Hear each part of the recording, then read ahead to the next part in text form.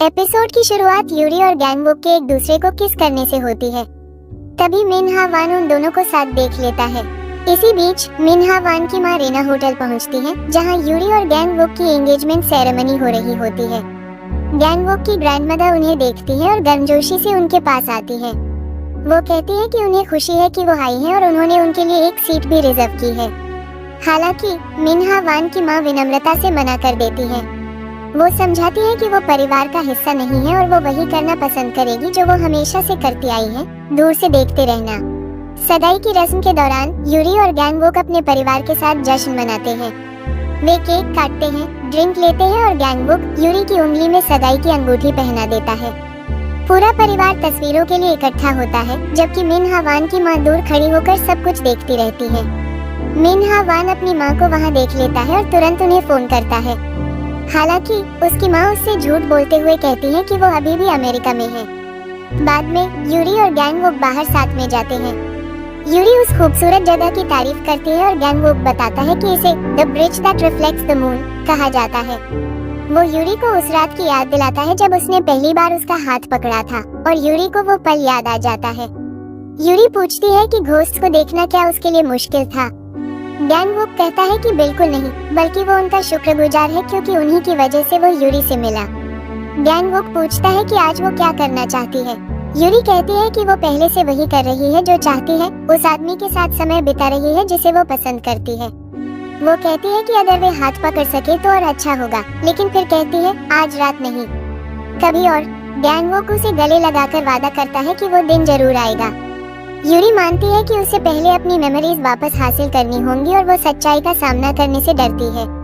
गैंगवॉक उसे भरोसा दिलाता है कि उन्हें जल्दी करने की जरूरत नहीं है और वो हमेशा उसके साथ रहेगा। वो यूरी से ये भी प्रॉमिस लेता है कि दोनों अपनी परेशानियां एक दूसरे से शेयर करेंगे। यूरी अग्री कर जाती है। इसी बीच मिन्हा वान अपनी मां के अचानक कोरिया वापस आने को लेकर सस्पिशियस हो जाता है। उसका सेक्रेटरी बताता है कि कोरिया पहुंचते ही वो सीधे रीना होटल चली गई थी और यहाँ तक कि उनके अपने सेक्रेटरीज को भी नहीं पता था कि वो इतनी जल्दी क्यों वापस आई। मिन्हा वान अपने सेक्रेटरी को इसकी वजह पता लगाने का आदेश देता है। फिर उसे डायरेक्टर गोंग के साथ हुई अपनी बातचीत याद आती है और वो अपने सेक्रेटरी से कहता है कि डायरेक्टर गोंग को बताएं कि डायरेक्टर ऑक को तैयार रहने के लिए कहे। हरी अपने परिवार के साथ यूरी की बढ़ती पॉपुलैरिटी के बारे में बात करती है। वो बताती है कि यूरी की एंगेजमेंट के बाद रीना होटल की पॉपुलैरिटी बहुत बढ़ गई है और होटल अगले साल तक बुक है। हरी की मां मानती है कि अगर यूरी की सक्सेस इसी तरह बढ़ती रही तो उनका पक्ष कमजोर पड़ जाएगा। तभी उन्हें डायरेक्टर गोंग का कॉल आता है। वो बताता है कि डायरेक्टर गोंग उनका साथ देने के लिए तैयार है। ये सुनकर हरी और उसकी मां फैसला करती है कि अब सही समय है यूरी के खिलाफ एक्शन लेने का। वे तुरंत एक एक्स्ट्राऑर्डिनरी शेयरहोल्डर्स मीटिंग बुलाने का फैसला करती हैं, जिसका मुख्य एजेंडा जन यूरी को रीना होटल की सीईओ की पोजीशन से हटाना होगा। यूरी की दादी को जल्द ही इस स्थिति के बारे में पता चलता है। पूर्व चेयरमैन के समर्थक शेयरहोल्डर्स ने डायरेक्टर ओक का साथ दे दिया है, जिससे यूरी की टीम करीब 3% पीछे है। अंतिम वोट 51-49 के अंतर से हो सकता है। जनरल मैनेजर बोक कंपनी के कथित गुप्त फंड से जुड़ी जानकारी इस्तेमाल करने का सुझाव देता है। इसमें होटल में खरीदी गई कलाकृतियां, यियोन म्यूजियम ऑफ आर्ट और हरी के अंकल चीफ प्रोसिक्यूटर ओक ये दोनों के शामिल होने की बात सामने आती है। हालांकि यूरी बिना पुख्ता सबूत के कार्रवाई करने से मना कर देती है। उसे डर है कि अधूरी जानकारी सामने लाने से रीना के शेयरों की कीमत गिर सकती है और वो खुद भी निशाना बन सकती है। इसके बजाय यूरी ज्यादा से ज्यादा शेयर होल्डर्स से व्यक्तिगत रूप से संपर्क करके उनका समर्थन हासिल करने का फैसला करती है। इसी समय हरी का परिवार भी यही काम कर रहा होता है। रीना होटल पर कब्जे की लड़ाई आधिकारिक रूप से शुरू हो चुकी थी। गैंगवॉक यूरी को फोन करता है। यूरी उसे बताती है कि काम पर कुछ परेशानी आ गई है। वो पूछती है कि क्या सब ठीक होने के बाद वो उसे दोबारा फोन कर सकती है। गैंगवॉक तुरंत हाँ कह देता है। इसी बीच यूरी हाँ से इनसे संपर्क करने की कोशिश करती रहती है। बॉन्ग उसे बताता है कि सेन इस समय सिंगापुर में है। कुछ देर बाद गैंगवॉक अचानक यूरी के ऑफिस पहुंच जाता है। वो कहता है कि उनकी अभी सगाई हुई थी और उसके बाद से वो यूरी से संपर्क नहीं कर पा रहा था। उसे उसकी याद आ रही थी और उसे चिंता हो रही थी कि कहीं कुछ गलत तो नहीं हुआ। यूरी उससे माफी मांगती है और आने वाली विशेष शेयरधारक बैठक के बारे में बताती है। उस बैठक का मुख्य मुद्दा उसे सीईओ के पद से हटाना है। गैंगवॉक समझ जाता है कि यूरी इतनी व्यस्त क्यों है। यूरी कहती है कि स्थिति अच्छी नहीं है और शायद उसे पूरी रात काम करना पड़ेगा। गैंगवॉक तुरंत कहता है कि वो उसके साथ रहेगा, भले ही वो ज्यादा मदद न कर पाए, लेकिन कम से कम उसके लिए कॉफी तो ला सकता है। दोनों पूरी रात साथ में काम करते हैं। रीना के बड़े शेयरधारकों की जानकारी देखते हुए गैंगवॉक सीकेओ कंस्ट्रक्शन के बारे में पूछता है। यूरी बताती है कि चेयरमैन के बेटों में से एक का तलाक हो गया था और उसकी पूर्व पत्नी को कुछ शेयर मिले थे। वह पूर्व पत्नी हाँ सेन है। यूरी चाहती है कि सेन उसका साथ दे। काम करते करते आखिरकार यूरी सोफे पर सो जाती है। गैंगवॉक धीरे से अपना हाथ यूरी के कंधे पर रखता है। यूरी अपना सिर उसके कंधे पर रख देती है। फिर वो आंखें खोलकर गैंगवॉक को देखती है। गैंगवॉक उसकी तरफ झुकता है और उसे किस करने ही वाला होता है, तभी जनरल मैनेजर बॉन्ग अंदर आ जाता है। वे दोनों घबराकर एक दूसरे से दूर हट जाते हैं। वो अजीब स्थिति में कहता है कि उसने कुछ नहीं देखा। फिर वो उन्हें एक जरूरी खबर देता है। हासी इन सिंगापुर में रह रही है। वहाँ वो अपना कारोबार चलाती है और कला प्रदर्शनियों से भी जुड़ी हुई है। उसका नाम होटल इन्वेस्टमेंट कॉन्फ्रेंस में आने वाले मेहमानों की सूची में भी है। यूरी को लगता है कि यह जानकारी बहुत महत्वपूर्ण हो सकती है।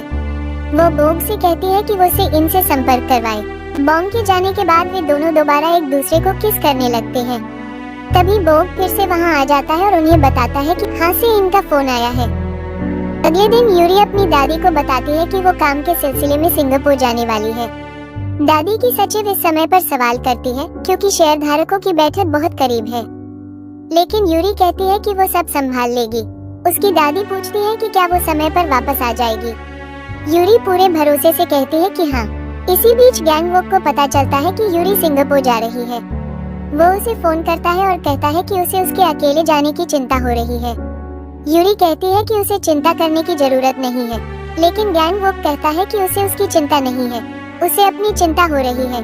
वो पहले से ही यह सोचकर परेशान है कि वो कई दिनों तक यूरी को नहीं देख पाएगा। यूरी मजाक में कहती है कि वो उसके साथ सिंगापुर आ जाए। गैंगवॉक इस बारे में सोचता है, लेकिन यूरी कहती है कि रहने दो क्योंकि वो ज्यादा दिनों के लिए दूर नहीं रहेगी। गैंगवॉक आखिरकार मान जाता है, लेकिन वादा करता है कि वो उसे एयरपोर्ट तक छोड़ने जरूर आएगा। यूरी के जाने वाले दिन गैंगवॉक अभी भी ऑफिस में काम कर रहा होता है। वो अपना काम जल्दी खत्म करने की कोशिश करता है, लेकिन तभी उसके पास और फाइलें आ जाती हैं। क्योंग मिन उसे बताता है कि केस डिवीजन ने उन्हें कई नए मामले दिए हैं।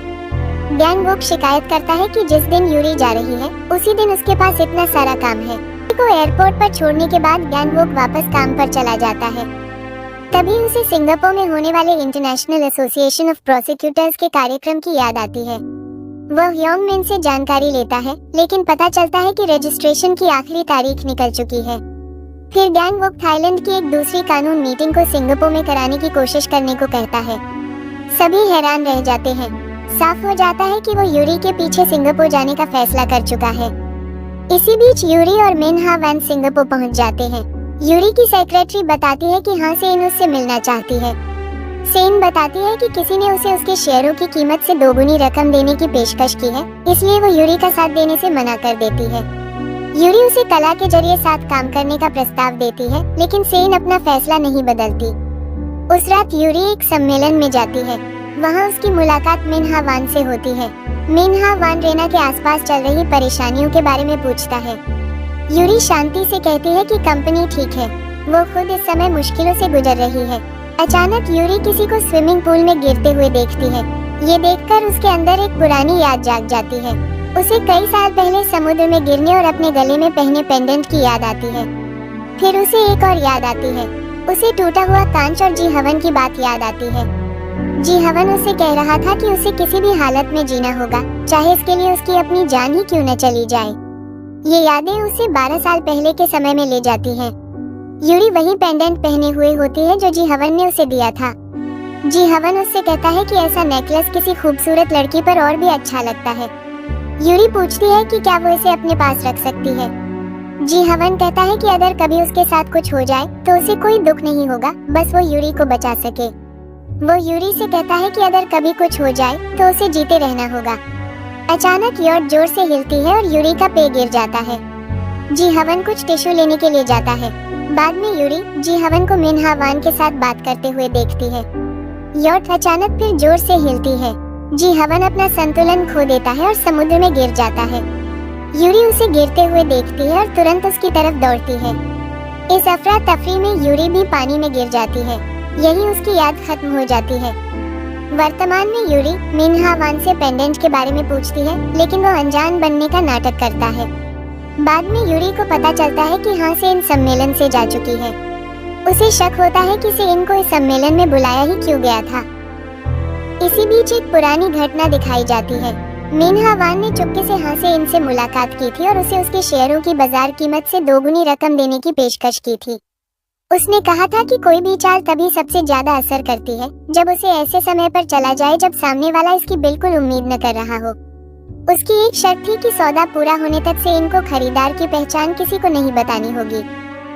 इसी बीच मिन्हा वान अतीत के बारे में सोच रहा होता है। उसे याद आता है कि उसने जी हवन को यूरी को पेंडेंट देते हुए देखा था। फिर उसे एक और पुरानी बात याद आती है। जी हवन टिश्यू ढूंढने के लिए एक बैग में सामान देख रहा था। तभी उसे एक अंगूठी का डिब्बा मिलता है। उस डिब्बे में एक जैसी 2 अंगूठियां होती हैं। उसे यूरी की एक तस्वीर भी मिलती है। तभी मिन्हा वान अचानक वहां आता है और जी हवन से वो सामान उसे देने के लिए कहता है। जी हवन समझ जाता है कि मिन्हा वान काफी समय से यूरी के लिए अपनी भावनाएं छिपा रहा है। वो उसे याद दिलाता है कि एक बार मिन्हा वान ने उससे पूछा था कि क्या वो यूरी को पसंद करता है और उसने इन अंगूठियों का भी मजाक उड़ाया था। मिन्हा वान कहता है कि उसे अपनी भावनाओं के बारे में कोई सफाई देने की जरूरत नहीं है। जी हवन कहता है कि यही उसकी सबसे बड़ी समस्या है। जब भी कोई परेशानी आती है, मिन्हा वान उसके बारे में बात करने के बजाय उससे भागने लगता है। दोनों के बीच बहस तेज हो जाती है। तभी यॉट अचानक हिलती है। जी हवन अपना संतुलन खो देता है और समुद्र में गिर जाता है। यही वो पुरानी याद खत्म हो जाती है। इसी बीच गैंगवॉक देर रात तक अपने ऑफिस में काम कर रहा होता है। तभी उसका फोन बजता है। ये यूरी का फोन होता है। वो बताती है कि हालात ठीक नहीं है। हाँ से इनने उसकी मदद करने से मना कर दिया है और अब उससे बच रही है। यूरी कहती है कि उसे उससे एक मदद चाहिए। गैंगवॉक तुरंत कहता है कि वो उसकी हर संभव मदद करेगा। यूरी पूछती है कि क्या वो हाँ से इनको ढूंढने में उसकी मदद कर सकता है। गैंगवॉक कहता है कि वो ऐसे व्यक्ति को जानता है जिसे लोगों को ढूंढने में महारत हासिल है। ह्योंग मिन है। गैंगवॉक उसे ऑफिस बुलाता है। ह्योंग मिन पहले मना करता है, लेकिन गैंगवॉक ने उसके लिए ताज़ा सुशी का एक डिब्बा तैयार रखा होता है। आखिरकार ह्योंग मिन हाँ से इनको ढूंढना शुरू कर देता है। उसे पता चलता है कि से इन हाल ही में सिंगापुर में थी। उसे उन जगहों और कला की तस्वीरें भी मिलती हैं जहां सेन काम कर चुकी थी। बाद में ह्योंग मिन गैंगवॉक को एक ऐसी तस्वीर दिखाता है जो सेन के सोशल मीडिया पर बार बार दिखाई दे रही थी। गैंगवॉक उस जगह को पहचान लेता है और तुरंत समझ जाता है कि उसे अपनी दादी से संपर्क करना होगा। इसी बीच जी हवन की मां यूरी और गैंगवॉक की सगाई के बारे में सोच रही होती है। उन्हें जी हवन की वो बात याद आती है जिसमें उसने कहा था कि शायद अपनी यात्रा के दौरान वो यूरी को अपनी भावनाओं के बारे में बता देगा। अब वो गैंगवॉक की दादी को फोन करती है और उनसे मिलने के लिए कहती है। बातचीत के दौरान जी हवन की मां बताती है कि यूरी और जी हवन बचपन से दोस्त थे और दोनों ने एक ही स्कूल में पढ़ाई की थी। गैंगवॉक की दादी पूछती है कि क्या दोनों की उम्र भी एक ही है। जी हवन की मां कहती है कि हाँ। गैंगवॉक की दादी को अचानक एहसास होता है कि कुछ गड़बड़ है। बाद में वो कोपीडोंग से सवाल करती है और पूछती है कि गैंगवॉक इस समय कहाँ है। इसी बीच यूरी सिंगापुर के एक एक्वेरियम में हाँ से इनके जानने वाले डैनी तन से मिलने पहुँचती है। लेकिन जिस आदमी से यूरी मिलने वाली होती है वो असल में जी हवन से मिलने जा रहा होता है। यूरी एक्वेरियम में इंतजार करती रहती है और उसे कुछ भी पता नहीं होता। तभी उसकी सेक्रेटरी का फोन आता है। वो बताती है कि डैनी टैन को अचानक एक जरूरी मीटिंग में जाना पड़ा, इसलिए वो नहीं आ सकता। यूरी बस उसे अलविदा कहती है और फोन रख देती है। जैसे ही यूरी एक्वेरियम से बाहर जाने लगती है, अचानक कोई उसका हाथ पकड़कर उसे अपनी तरफ घुमा देता है। वह गैंगवॉक होता है। यूरी उसे अपने सामने देखकर पूरी तरह हैरान रह जाती है। गैंगवॉक हाथों में ग्लव्स पहने हुए मुस्कुराता है। वो यूरी के पीछे पीछे सिंगापुर तक आ गया है। आखिरकार गैंगवॉक की यूरी का हाथ पकड़ते ही एपिसोड खत्म हो जाता है।